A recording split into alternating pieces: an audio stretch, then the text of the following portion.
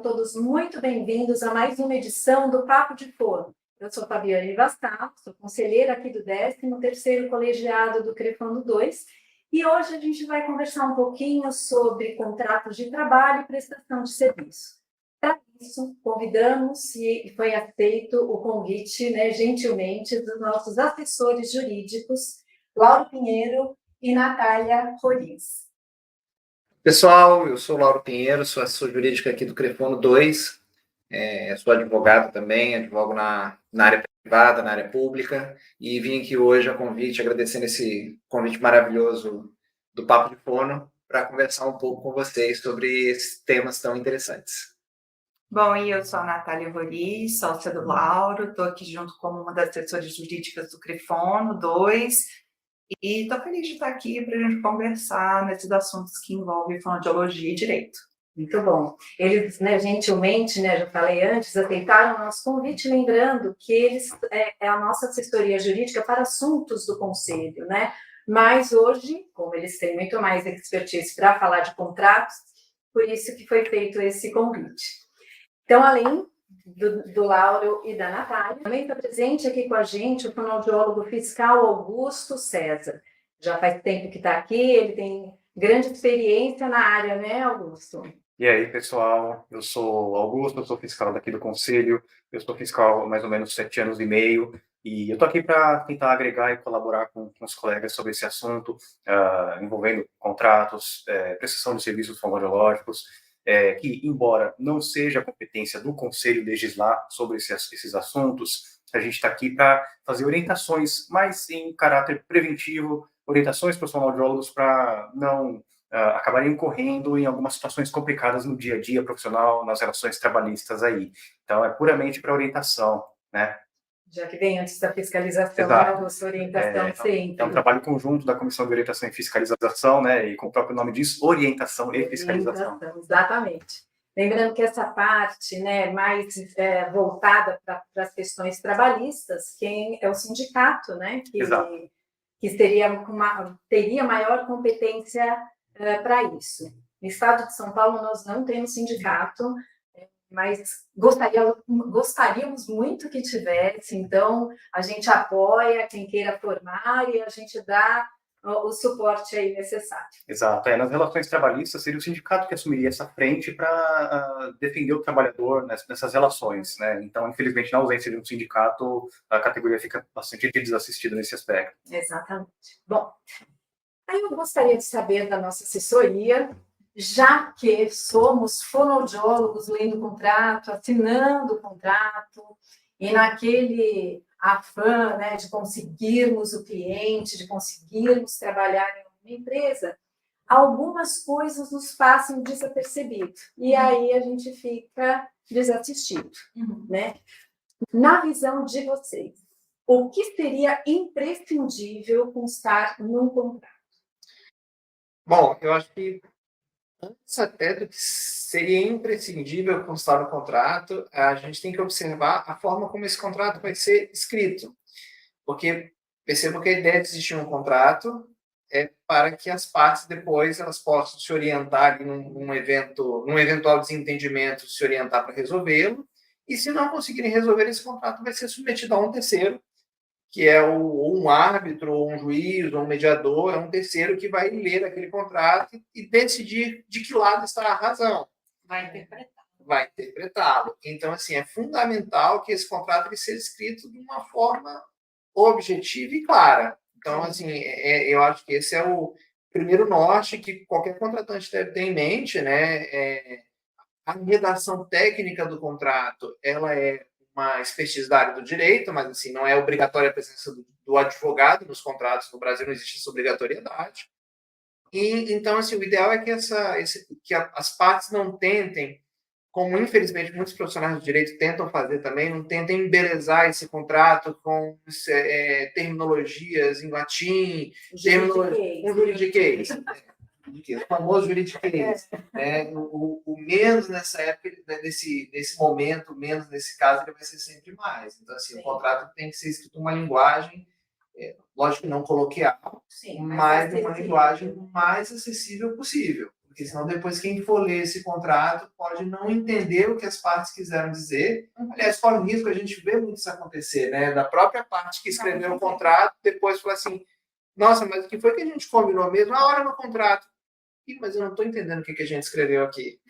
É importante para a pessoa que está assinando indagar mesmo aquilo que ela não conseguir entender. As palavras ali escritas, não precisa ter vergonha. Você está ali fazendo parte de um pacto. Então, se você está fazendo parte, você sabe exatamente o que aquele pacto está falando. Se você topa ou não. Então, leia e pergunte. Por que está escrito dessa forma? A gente não deveria prever, porque até é bem-vindo a obrigações ou outras responsabilidades que ali não estão previstas. Pode, né, o fonoaudiólogo, de certa forma, sendo um expertise na sua área, querer que contenha no contrato outras questões além daquelas já tratadas. Uma coisa que eu sempre costumo orientar para os fonoaudiólogos que entram em contato é que essa relação, é que nem a Natália falou, é um pacto, é uma relação de pelo menos duas partes e que requer confiança e que isso tem que ser muito claro. Isso tem que estar muito claro para todo mundo envolvido. Qual é o meu direito? Qual é o meu dever? O que acontece se eu não cumprir? O que acontece se a outra parte não cumprir? Isso tem que estar muito claro. Tem que ser acessível para a pessoa bater o olho e saber, então é isso aqui, e não ficar tipo, não estou entendendo nada. E aí questionar, né, justamente, às vezes um contratante ou um outro colega de trabalho, eu não estou entendendo isso aqui, o que quer dizer? Para a pessoa se proteger também. E isso é fundamental, por exemplo, a gente sabe que as pessoas usam muito modelos de internet, né? Sim. E às vezes os modelos vêm com chavões. E as pessoas deixam aqueles chavões ali por acharem que aquilo faz parte da ritualística, ou da forma de uma coisa, ou é bonito, e aquele troço não faz sentido nenhum. Então, assim, aquilo que você não entendeu, se você ler, tira. Não deixa. Isso é importante que não permaneça. É importante que o contrato qualifique bem quem são as duas ou mais partes, as partes contratantes. Então, por que é importante essa qualificação? Porque amanhã ou depois, se você precisa judicializar essa parte, você precisa ter minimamente os dados da pessoa com quem você contratou. Porque para uma eventual judicialização, eu vou precisar qualificar essa pessoa no processo, eu vou precisar ter um endereço para localizar essa pessoa. Então, assim, a qualificação das partes é importante, ela deve ser completa. O endereço ele deve ser completo com o CEP, o endereço das partes. O objeto do contrato, né, aquilo que está sendo contratado tem que estar bem delimitado, quais são os direitos e obrigações de cada parte naquele contrato, né, a prestação e a contraprestação, porque a ideia de contrato é isso, eu te entrego alguma coisa em troca de algo que você vai me dar, eu te entrego um serviço de advogado em troca de um honorário que você vai me pagar. O Augusto me entrega um serviço fonoaudiológico em troca de um honorário que eu vou pagar para ele. Então, assim, modo de pagamento, forma de pagamento, valor do serviço, prazo para pagamento e o principal, pessoal, multa pelo descumprimento. Porque contrato que não prevê penalidade, a gente não consegue exercer a força obrigatória dele. É muito fácil quebrar um contrato assim, mas quebrar um contrato assim. Um contrato que não tem penalidade, ele vai acabar sendo simplesmente compromissório, ou seja, é um contrato onde eu estou me comprometendo a envidar esforços, mas assim, se não existe uma punição pelo descumprimento, por que eu vou cumpri-lo? Exato. O contrato ele não precisa de purpurina, ele tem que ter as condições básicas para que ele desempenhe essa função dele, né, de pacto entre as partes. Sim. Aproveitando esse assunto, eu tenho uma amiga, sabe, uma amiga? Eu tenho uma amiga, isso, ela assinou um contrato e quando, né, foi ler, quando ela foi ler, exatamente isso que o Lauro acabou de falar. Houve um descumprimento da data de pagamento, só que não previu multa para isso. E aí, quando eu fui ler mais atentamente, ele não tem data de validade o contrato. Aí eu aproveito para perguntar. Eu posso refazer esse contrato a qualquer momento? Bom... Aí não respira É porque é difícil a gente comentar um caso sem ter um contrato em mãos, sabe? Vou falar para minha amiga. Essa é a pior resposta. A resposta assim, depende. Depende. Mas, assim, a notícia boa para a sua amiga é que a única penalidade que vem da lei, mesmo que ela não esteja escrita no contrato, é a penalidade pelo descumprimento do pagamento. No 406 do Código Civil, o pagamento efetuado em mora, ele vai atrair automaticamente a incidência de correção monetária de juros. E pode ser retroativo? É desde a data do vencimento. Desde a data do vencimento. O Samir vai ficar feliz. A multa não, a multa ela precisa de uma previsão expressa contratual, mas os juros moratório e a correção monetária, que é a reposição do valor da moeda, essas advêm da lei. São Gente, fica a dica. Muito E bem. além dessas questões, um outro ponto, acho que foi o Laura que falou, né, das atribuições, das funções que vão se desempenhar, do objeto do contrato. Isso é algo que, pelo menos para nós da fiscalização, a gente considera importantíssimo, para deixar claro qual que é a função que aquele fonoaudiólogo vai desempenhar, né? Porque senão vai ficar muito abrangente. O fonoaudiólogo pode fazer qualquer coisa? Não, tem coisas que não são atribuição de um fonoaudiólogo, né? Então, discriminar qual que é a função. Trabalho de fonoaudiologia, ok, ainda é abrangente, mas já dá uma filtrada. Sim. Mas que tipo de trabalho de fonoaudiologia? Qual que é o exato objeto de contratação, né? Ainda mais que a fonoaudiologia é tão ampla, né? Exato, a gente tem mais de 10 especialidades. Trabalho de fonoaudiologia, vou atender audiologia, disfagia, linguagem, gagueira, o que é para fazer, né? Isso, eu entendo que isso tem que estar bem claro no contrato. E claro, também assim, férias, além da remuneração, tem que constar em contrato. Bom, então, vamos lá. Esse não é da minha amiga. Então vamos lá. Aí a gente vai ter que pensar de que tipo de contrato nós estamos falando. Certo. Porque se é um contrato de emprego, que é uma espécie do gênero contrato de trabalho, a CLT já segura. Férias, 13º, FGTS, carga horária, a gente tem aquela briga das 30 horas, né? Pra fome, né? E a CLT preconiza até 44. Até 44 horas semanais, que ela pode ser dividida em 5 dias ou em 6, né? Então pode ser 5 jornadas de 8 e uma de 4, ou 5 jornadas que eu teria que fazer a conta, mas vai dar mais ou menos ali 8 horas e 56 minutos por dia, se você pegar essas 4 horas e dividir pelos 5 dias da semana. Mas a CLT, então, assim, se o contrato é um contrato de emprego, esse contrato ele já não vai ter tantas exigências assim em termos de minúcias.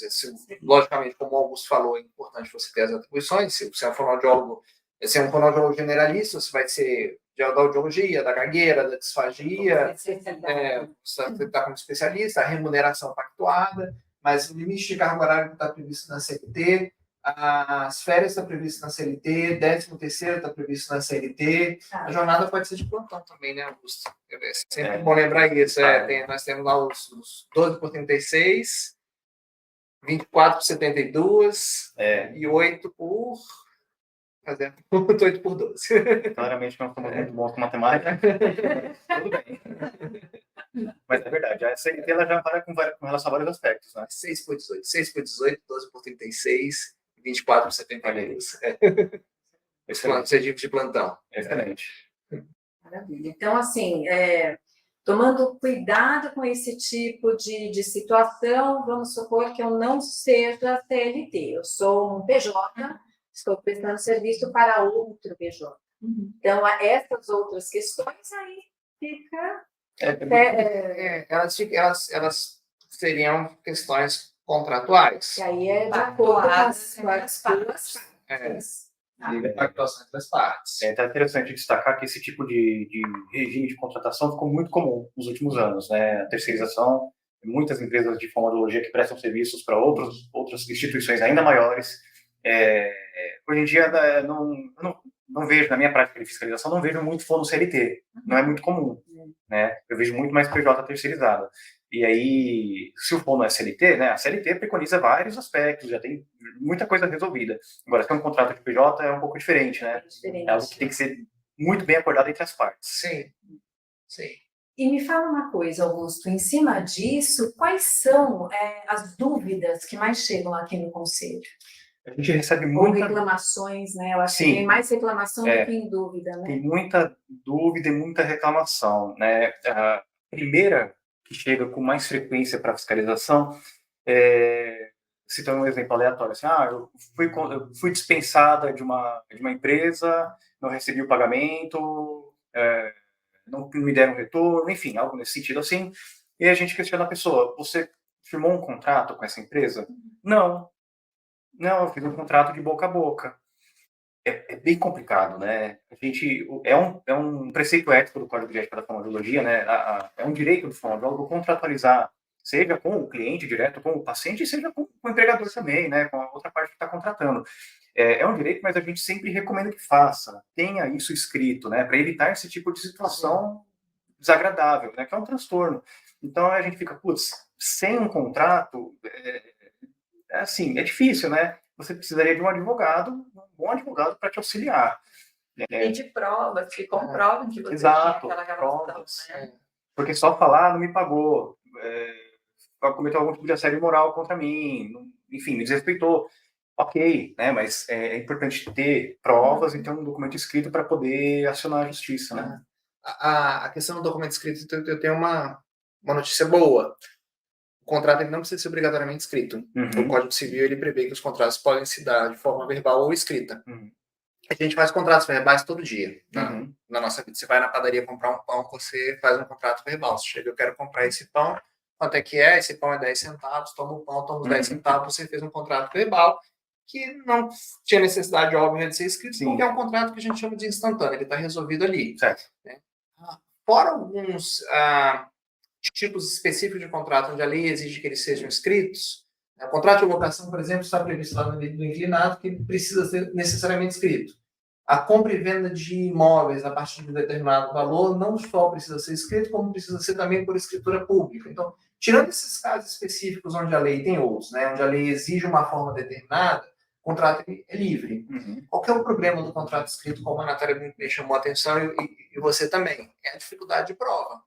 Porque o que está escrito está assinado. Eu tenho, normalmente, o contrato que é assinado além das partes, exigem-se 2 testemunhas, né? Não para que ele tenha validade de contrato, mas que ele possa ser executado em juízo. Isso é uma outra questão, uma questão processual. Então, voltando lá para a primeira fase, o que é importante ter no contrato? Das partes, sempre importante que 2 testemunhas compareçam também ao ato, que também assinem o contrato.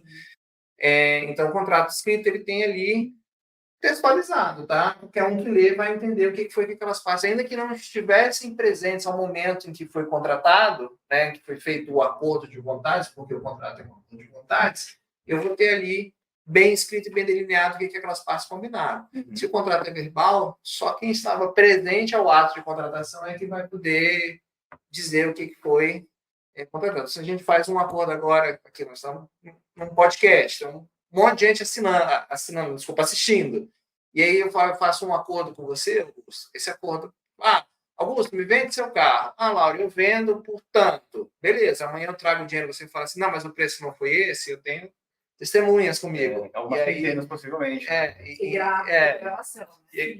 Não, mas assim, ainda que não estivesse sendo gravado, não estivesse sendo transmitido ao vivo e tal, tem testemunha, tem um monte de fontes de prova que você se comprometeu de vender e eu me comprometi de pagar e o valor, né? Mas a gente sabe que isso não é o caso do dia a dia, então é importante que se faça assim por escrito, embora não... Mas eu acho que aqui para o fono, que por acaso não fez esse contrato escrito, não precisa se desesperar. Não tem as mensagens gravadas, que você é um empregador, os recebidos através de transferências, ao invés de aceitar em dinheiro, em mãos, pede para fazer uma transferência, um Pix, algo que dê para demonstrar que o dinheiro está saindo de um lugar, indo para você. Então, essas provas do dia a dia mesmo, guarde, que aí você, numa eventual ação judicial, você pode ali comprovar que tinha uma relação de trabalho. Exato. Eu, na esfera pessoal, eu guardo tudo, eu sou paranoico. Ter coisa de contrato, pagamentos, consulta médica, eu guardo tudo, porque se eventualmente eu tiver um problema, eu tenho provas, né? É uma questão é uma questão de cultura também, de hábito da pessoa fazer isso, né? O fono, que nem você falou, né? Não precisa ficar desesperado, buscar essas provas, né? É importante que elas existam, né? Então, assim, embora não seja uma obrigatoriedade de fonoaudiólogo ter um contrato, a gente sempre recomenda que tenha um contrato, peça auxílio de um advogado. De novo, não é obrigado a ter advogado? Não. Se a pessoa manja do juridiquês, beleza, ela pode fazer. Se a pessoa entende de legislação, ela tem autonomia para fazer. Mas é sempre recomendável buscar auxílio de alguém que entenda de verdade, né? Sim. E tá me vindo, assim, outra coisa na cabeça, assim, como é importante o fonoaudiólogo saber minimamente da nossa Lei 6965 de 81, né? E o Código de Ética. Sim. Porque se porventura ter algo no contrato que vá contra essas diretrizes. Exato, Assinei.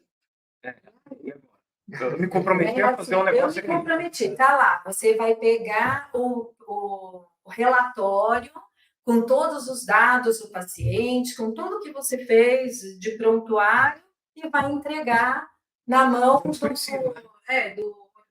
do dono da clínica, que é um administrador. E aí o Augusto vai bater na porta. vai lá, Com seu auto de Aí o infração. Augusto vai receber a denúncia, vai analisar a denúncia e vai pensar assim, putz, tu assinou isso. Como é importante isso. Sim, a leitura do documento é imprescindível, gente. Você tem que ler o que você está assinando. E o que está na lei, a gente não pode alegar que não sabia. Exato, Então, ninguém pode alegar. Por isso que é interessante o fonoaudiólogo ler a sua própria lei, o próprio código. Exato. De ética que esse ano está fazendo 40 anos, importantíssimo. A gente teve uma atualização aí em 2021. Sim, dezembro de 21. Então é muito importante estar no site, é facinho achar. O contrato que o fonoaudiólogo firma com uma empresa ou algo assim, ele não pode ser conflitante com a nossa própria lei, com a nossa própria ética. Então, se a lei diz que é X, o fonoaudiólogo não pode assinar um contrato que diz que é Y. Não. Né? Um dos requisitos de validade dos negócios jurídicos em geral é que eles sejam lícitos. Sim. Então, eu não posso ter por objeto no negócio jurídico algo que é ilícito. Tudo aquilo que é contra a lei é por essência ilícito. Então, assim, no extremo, eu não posso fazer um contrato, por exemplo, com uma pessoa de um matador de aluguel. Não posso contratar e depois exigir em juízo. Olha, eu contratei para matar e ele não matou, porque o objeto do contrato é ilícito. Eu estou indo num extremo, mas diminuindo aqui para uma seara ética e uma seara profissional. Eu não posso contratar um fono para tirar sangue. Exato, porque isso não é uma atribuição legal do fonoaudiólogo. Sim. Né? Tirar sangue, medir glicemia, né? Fazer teste de acuidade visual. Sim. Né? São coisas que não são atribuições do fonoaudiólogo. Porque a partir do momento que o fonoaudiólogo cumpre esse contrato, ele comete um ilícito. Exato. A não ser que ele, além de fonoaudiólogo, seja médico, ou enfermeiro, sei lá. Ou tem alguma outra profissão que ter aparatos para fazer essa obrigação. Né? Mas ele faria um outro contrato, né? Não um fono. Esses foram exemplos reais, tá? Para cuidar de visual, coleta de sangue, a gente já recebeu questionamentos assim, né? A empresa está me solicitando a fazer isso aqui, eu posso? Não, sob hipótese nenhuma, a não ser que você tenha habilitação legal para isso, né? Sim. Infelizmente, a gente vê, né, muita empresa que contrata técnico de enfermagem para fazer exame de audiometria. Também é secretária fazendo exame de audiometria. Exato. Mas eu fui obrigado, mas é um ilícito. Né? Exato. A pessoa, às vezes, na pressão, na exigência, sem ter meios de como argumentar e recorrer, ela acaba realizando, infelizmente. Né? Infelizmente, porque não é uma excusa para não sofrer uma punição também, né? Exato. Porque ainda que ela tenha feito isso por mando de um terceiro, ela está descumprindo um preceito ético, uma reserva profissional. Então, se eu tenho, por exemplo, uma secretária fazendo uma audiometria, ela está cometendo lá a contravenção de exercício legal da profissão de fonoaudiólogo. Né? Então, assim, ela não pode usar isso como uma excusa, mas foi o patrão que mandou. Aí eu volto lá para o exemplo extremo que eu dei. Então, se o seu patrão manda você colocar veneno na comida da colega, você vai colocar e sair impune. E pronto, beleza, fica por isso mesmo, né? Mas agora a gente pode ser um pouco mais polêmico. E se pedir para o fonoaudiólogo limpar a sala da clínica que ele está utilizando? E tem muito isso. O que vocês acham que é? Eu iria até além. Solicitar que o fono, às vezes, acompanhe o paciente para fazer as necessidades fisiológicas. Tá? Não, a gente está querendo ser muito polêmico. Vamos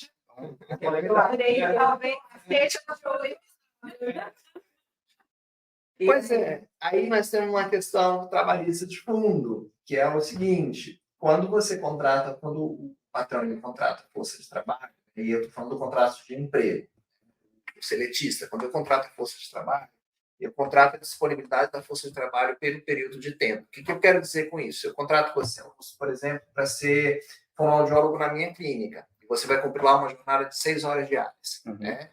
Durante essas 6 horas diárias, sendo você o meu empregado, você vai fazer tudo aquilo que eu determinar que você faça, desde que esteja compatível com a complexidade do serviço para o qual você foi contratado.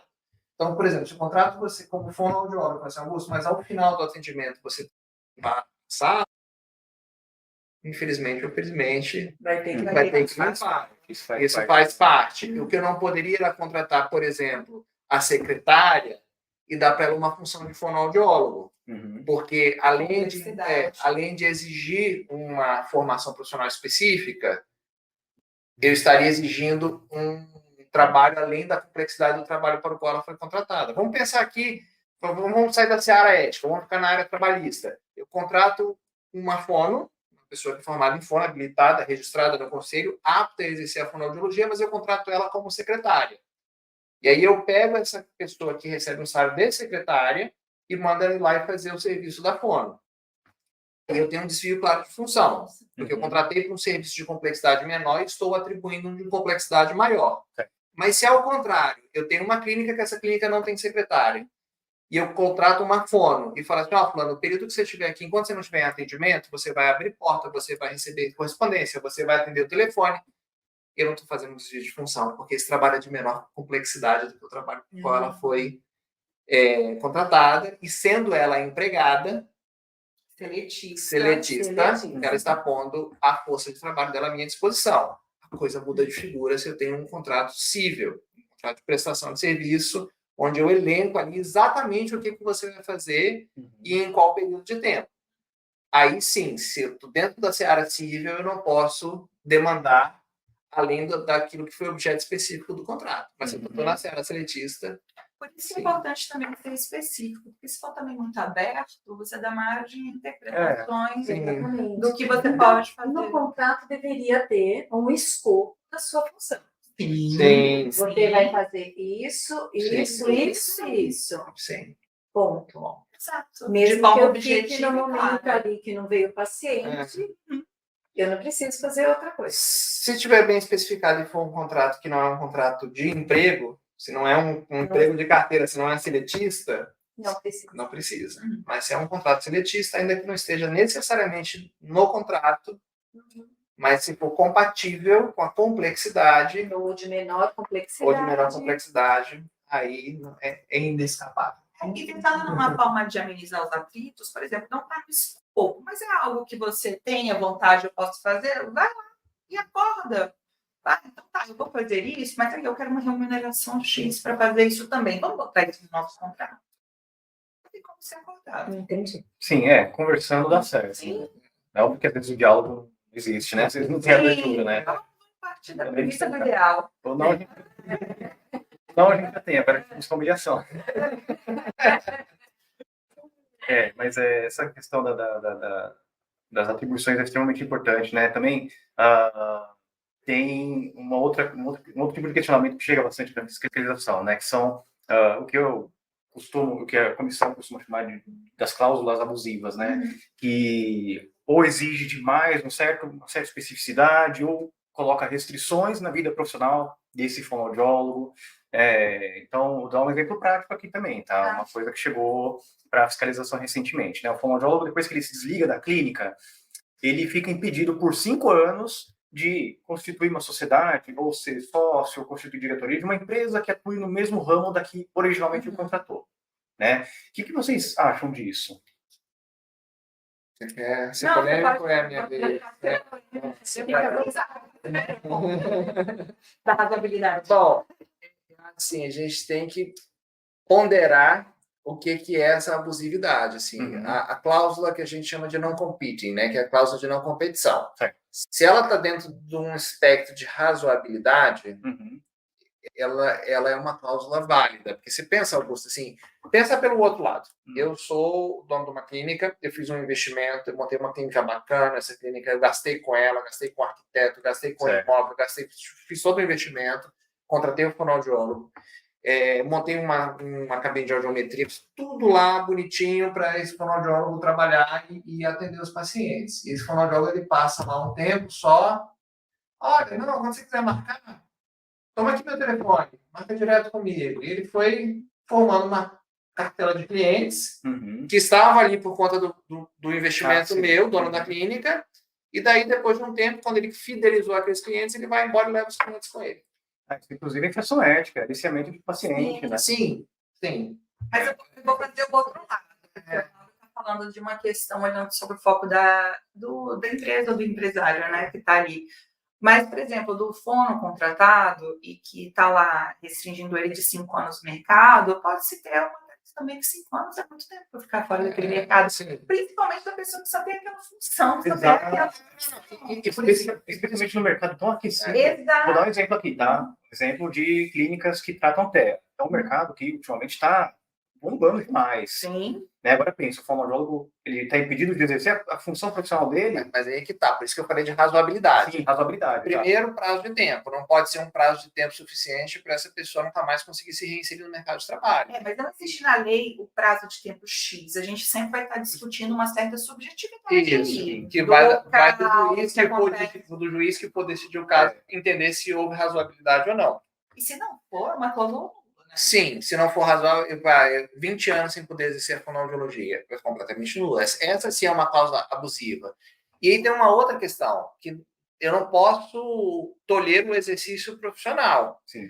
A restrição ela seria para que essa pessoa saísse do emprego, saísse da condição de prestador de serviço, para empreender, como você falou, como sócio, como dono, entende? Então, assim, se eu troco de emprego, ou se eu troco... Se eu já sou prestador de serviço PJ, essa cláusula, nitidamente, ela não tem nenhum valor, porque eu já sou sócio da minha... Você me contratou como PJ, entende? Dono de uma empresa. Você já é dono, eu já sou uma empresa. Você então, já assim, está competindo. Exato. Essa cláusula ela é nula no nascimento. Sim. Eu entendo esse tipo de cláusula quando a gente fala de, vamos lá, um exemplo, propriedade intelectual, né? Sim. Quando é um tipo de função muito específica que era muito comum, acho que na década de 80, com empresa de tecnologia, tinha muito isso. Da pessoa sair, ela não poder trabalhar na mesma área. Até hoje ainda tem um pouquinho, principalmente no Japão, com tecnologia, né? A pessoa não pode ser contratada para fazer a mesma Ela não pode levar o produto dela para outra empresa. É uma questão de proteção de produto, de propriedade intelectual. Beleza, né? Agora, fazer audiometria não é propriedade intelectual, tratamento de TEA, né? Sim. Até o que acontece, eu não sei no meio dos fonoaudiólogos, mas no meio do direito, às vezes acontece muito de ser um advogado, empregado, associado a um escritório, e o próprio escritório paga, por exemplo, um curso de especialização para esse advogado. Ele entrou como generalista e está saindo especializado.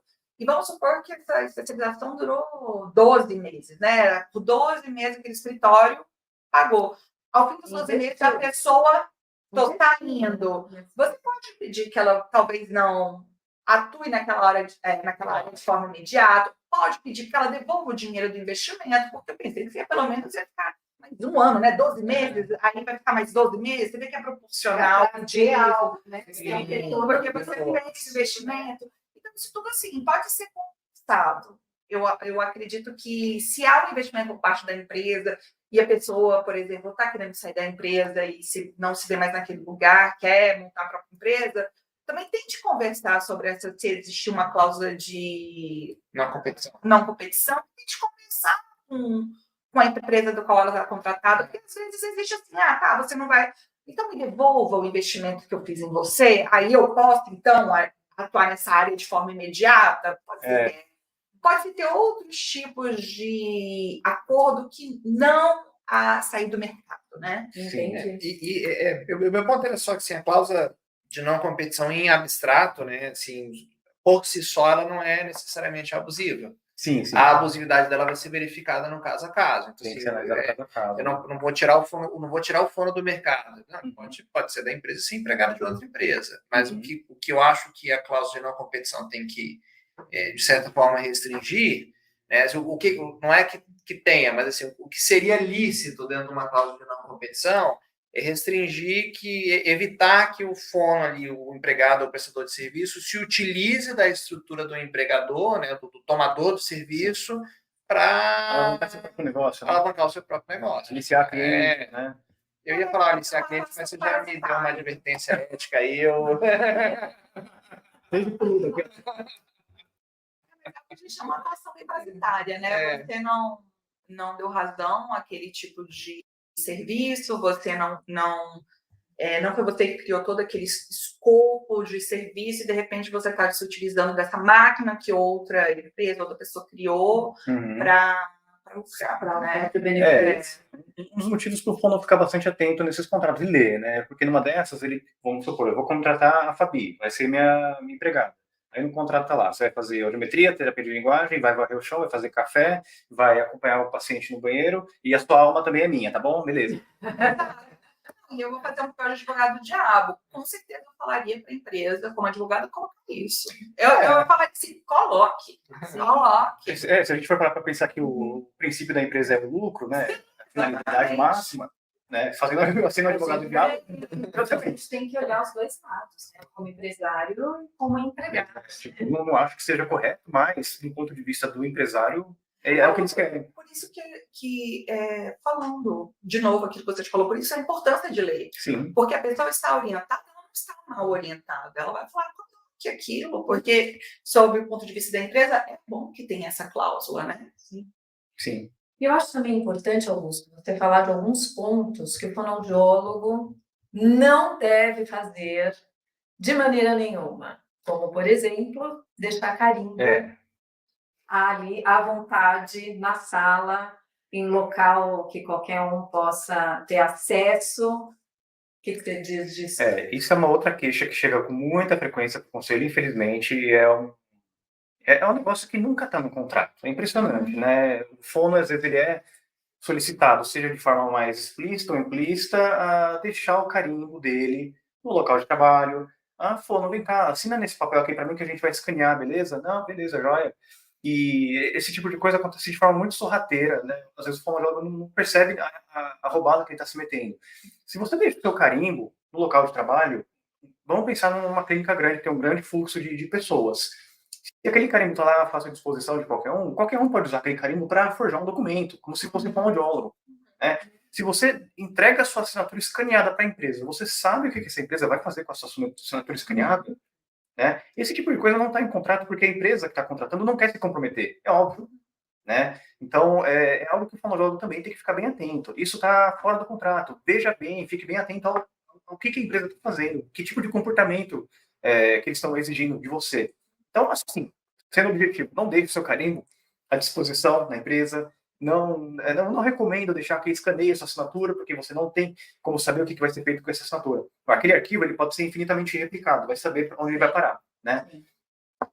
Então, esse tipo de coisa chega bastante pra gente. Tem como que manda e-mail e falar, eu descobri que meu carimbo está sendo usado na empresa X e eu já saí da empresa há 5 meses.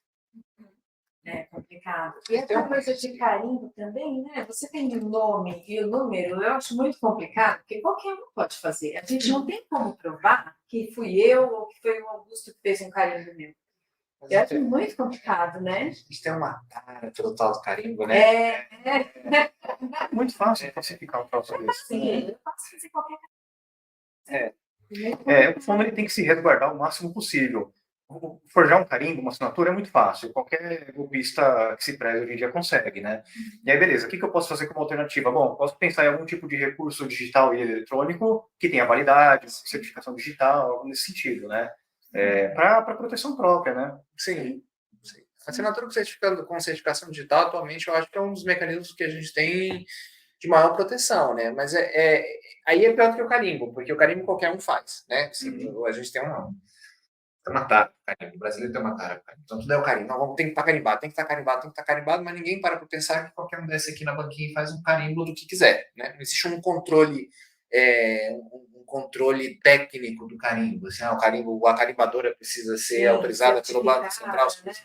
O certificado digital não. O certificado digital só quem tira é a própria pessoa. Você faz uma entrevista de validação, você tem que estar lá presente pessoalmente ou por videoconferência, tem uma série de procedimentos para assegurar que quem está emitindo aquele certificado digital é a própria pessoa. Então, o certificado digital emitido de acordo com a infraestrutura de chaves pública brasileira, né, o ICP Brasil, que é o A1 ou o A3, esse certificado digital eu acho que é o formato mais seguro, mas o risco do certificado digital é outro, né? É de um empregador. Eu não vou nem falar empregador, porque eu não quero demonizar o empregador. Pelo contrário, né? Acho que a gente tem Bom, que, exercício. a gente tem que fomentar a livre iniciativa. Mas a pessoa de má fé fala assim, não, então você deixa aqui o seu carimbo, o certificado digital e a senha. Aí é muito pior do que o carimbo qualquer um faz. Gente, eu nunca tinha pensado que a pessoa ia pedir um negócio desse. Que E coisa. um dos princípios mais básicos de se usar qualquer recurso tecnológico é que o login, certificado, senha, teu. é de uso pessoal e É igual cartão de intransferível. crédito. É, É igual cartão de crédito. A partir do momento que eu falo para você, tu estudou meu cartão de crédito, você assim, Augusto, compra um lanche pra gente ali, paga no meu cartão, a senha é tal. Eu estou assumindo o risco de você fazer qualquer compra com esse cartão, que depois eu não vou poder dizer que foi, não fui eu, foi o Augusto. Mas como assim? Foi a sua senha, pessoal. Sim. Então, o certificado, ele é muito seguro, mas ele exige também que a pessoa tenha bom senso. exato. Infelizmente, muita gente não tem. É. Depende do fator humano, né? Sim. O recurso em si é seguro. Sim. Depende do fator humano perante a segurança, né? Exatamente. Uma outra coisa que chega bastante também é a fiscalização sobre manutenção de prontuário, né? Assim, é um dever ético dos fonoaudiólogos manter o prontuário atualizado, registrado o que faz, né? Isso está no código de ética, está em resolução. Beleza. E aí o fonoaudiólogo entra lá num vínculo, um contrato, num vínculo empregatício, e por qualquer razão que seja, ele não mantém o prontuário atualizado, deixa de registrar o que tem que ser registrado, o prontuário fica incompleto, e a pessoa se desliga da empresa, e aí ela deixa essa pendência. De fato, é uma pendência, né? Qual que é a percepção de vocês com relação a isso? Considerando que a manutenção do prontuário, na verdade, não é um dever só do fonoaudiólogo, é uma corresponsabilidade entre o fono e a empresa, né? Quando é uma empresa multidisciplinar, a empresa também tem essa responsabilidade.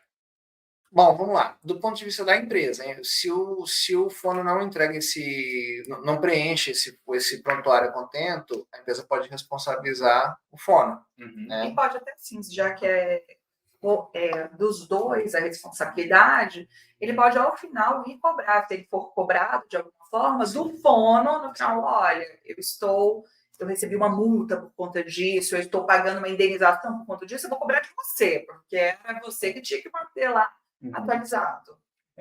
Não é porque não consta no contrato de trabalho que não precisa ser feito. Não, até porque consta em resolução, né? Normativa. Não lembro se é 507, mas tem uma resolução específica do CFFA que é sobre o prontuário. 649. Obrigado, Augusto. E 649. agora eu vou ser advogada do diabo aqui, com o perdão da brincadeira. Como que a clínica vai ter acesso a esse prontuário para ficar em cima do fonoaudiólogo? Não poderia. Então, o prontuário ele é um documento sigiloso por natureza, mas sem dados sensíveis. Isso aí a gente tem que, a empresa, o empregador tem que cair em cima desse fonoaudiólogo. Sim. Porque ele não pode ficar olhando, deixa eu ver o que ele escreveu hoje para ver se ele escreveu. Ele não pode. Se é um profissional da clínica que faz parte do quadro técnico de saúde, né, vamos pensar que numa clínica que tem multiprofissional, que tem um corpo bem definido de profissionais, tem fono, físio, TO, médico, né? E se essa equipe está diretamente envolvida com esse caso, não há impedimento legal de a equipe não só discutir o caso entre si, mas também, se houver um coordenador dessa equipe, falar, fulano, Fabiane, você, fonoaudióloga, não preencheu o prontuário, e é obrigatório. Eu tenho como saber se a pessoa preencheu o prontuário sem ter acesso ao dado do prontuário. Porque o que se sigiloso é o dado, não é a existência do prontuário em si. Então, se o prontuário tem um sistema, se o prontuário não existe no sistema, é porque ninguém criou esse prontuário, então está errado. Se for físico. Se não existe a pasta do prontuário, é porque ninguém criou esse prontuário. Mas o prontuário é físico, eu preciso ter ele é palpável. Sim. Né? Então, assim. E aí ele vai poder abrir e ver. Bom, e só no caso só no caso que o Augusto citou, né? Assim, o que não está envolvido diretamente com o paciente, não, porque existe ali um sigilo terapêutico, né? Salvo se esse paciente, quando contratar o serviço da clínica e não do profissional, autorizar a clínica a ter acesso a esses dados do sigilo terapêutico. Porque o sigilo terapêutico é em benefício do paciente. Então, o paciente ele pode autorizar, ele pode abrir mão. Se não houver essa autorização, quem for o gestor da clínica, mas não estiver diretamente vinculado ao tratamento, né, à prática terapêutica, não pode ter acesso ao dado, mas pode conferir naturalmente se o prontuário existe, Pensa num sistema, né? Sim. O sistema ele pode marcar lá, foi preenchido, é só um check. Houve login do fono para. Hoje houve fonoterapia, está marcado na agenda da clínica. Tem o log de registro? Tem o log de registro? Não tem. Tem o log de preenchimento do dado. Eu não preciso ter acesso ao dado, mas eu posso fiscalizar se ele está sendo preenchido ou não. Sim. E aí eu vou falar uma coisa para o fono. Esse preenchimento do prontuário, ele tem uma importância bilateral para o próprio fono também. É de suma importância que ele preencha o prontuário corretamente. Eu participei de uma mesa do Congresso Brasileiro de Fonoaudiologia de 2022, lá na Paraíba, com uma fiscal da quarta região, 2 fiscais da quarta região. E, assim, uma delas, inclusive, era perita. Se amanhã ou depois existe um problema e isso vira um processo ético ou um processo judicial, por uma prática, por exemplo, a melhor defesa do fono é o prontuário bem preenchido. Sim, Porque se for feita uma perícia a posteriori para delimitar se o fonoaudiólogo agiu com competência profissional ou não, é o prontuário que vai ser o objeto da perícia, porque eu não tenho como fazer perícia de atendimento uma vez que o atendimento foi consumado, entende? Então, assim, é para o próprio fono, para autoproteção. Sim.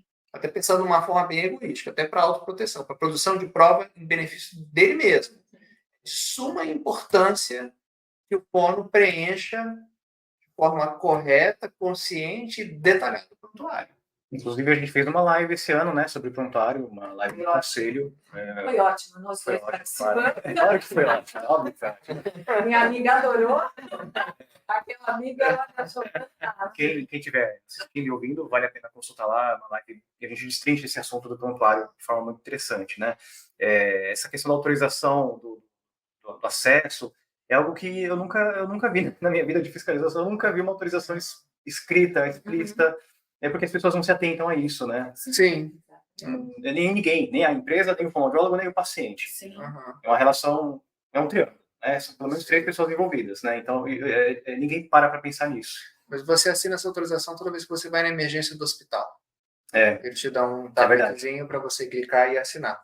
Porque o prontuário vai para o sistema e aí eles não têm como controlar quem que vai ter acesso ao dado lá ou não. Entendi. Bom, eu acho que esse assunto a gente podia ficar mais quanto tempo aqui falando, né? Uma semana? Pode. Tem essa semana.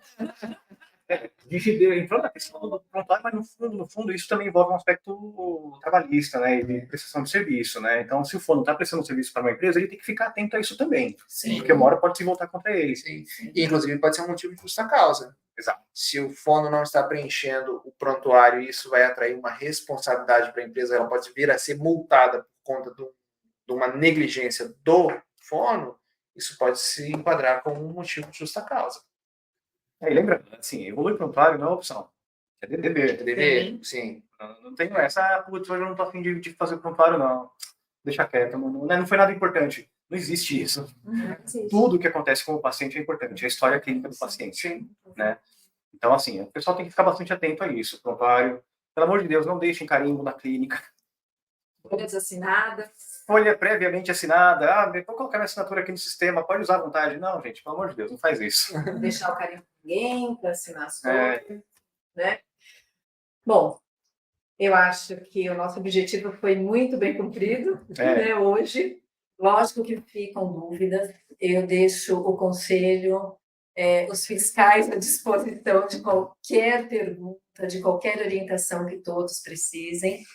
E deixo aqui meu agradecimento profundo para a nossa assessoria jurídica, que tão gentilmente veio aqui conversar com a gente. A gente que agradece o convite. De nada, foi ótimo. Ai, que bom. Vamos fazer mais.